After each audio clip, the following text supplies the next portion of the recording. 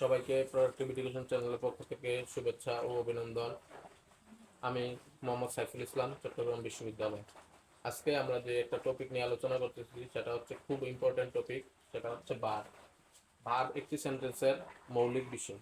যদি আমরা একটি সেন্টেন্সে রূপান্তরিত করতে চাই, তাহলে যেটা সর্বোচ্চ প্রয়োজন তা হচ্ছে ভার্ব। যদি আমি একটা সেন্টেন্স লিখি, যেমন আই ইট রাইস, আমি ভাত খাই, এখানে যদি ইট একটা হচ্ছে ভার্ব, ইট হচ্ছে ভার্ব।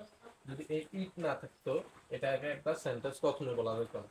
যেমন আমি চাল, আই তো আমি, আর যদি রাইস অর্থ ধরি চাল, তাহলে আমি চাল। তাহলে আমি চাল কি, দ্বারা সম্পূর্ণ মনের ভাব প্রকাশ পাচ্ছে না। এই জন্য যেমন আমি ভাত খাই, যদি আই ইট রাইস অর্থ আমি ভাত খাই, তাহলে এটা দ্বারা আমার মনের ভাব প্রকাশ পাচ্ছে। তাহলে একটি সেন্টেন্সকে যদি আমি সেন্টেন্সে রূপান্তর করতে চাই এবং পূর্ণাঙ্গ সেন্টেন্স তৈরি করতে চাই, তাহলে যেটা দরকার সেটা হচ্ছে ভার্ব। ভার্ব হচ্ছে মূলত, ভার্ব হচ্ছে ক্রিয়া। ভার্ব অর্থ হচ্ছে ক্রিয়া, মানে যেটা কাজ করে। তো ভার্ব হচ্ছে দুই প্রকার, finite verb, non finite verb.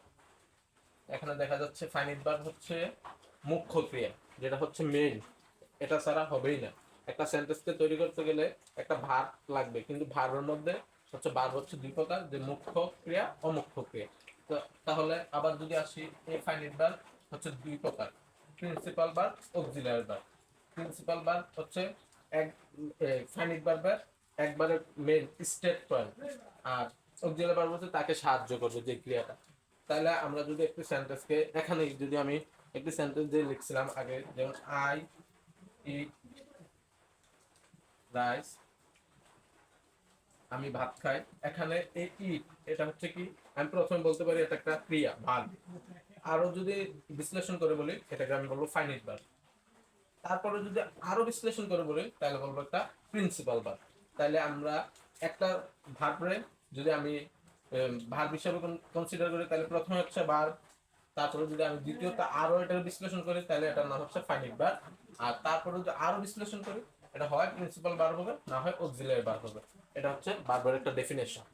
ভার্বের আরেকটা ডেফিনেশন হচ্ছে non finite verb.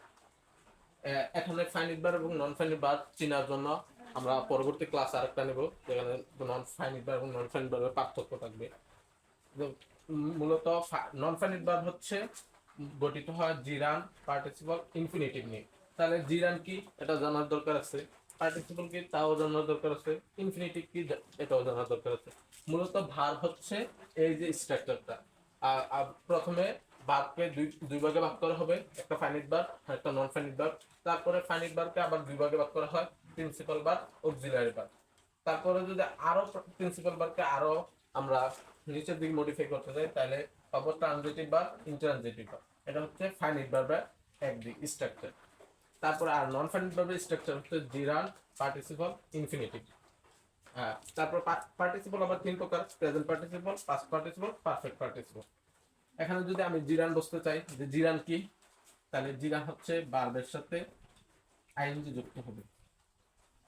Verb plus ING যুক্ত হলেই এটা কি জিরান। ঠিক সেম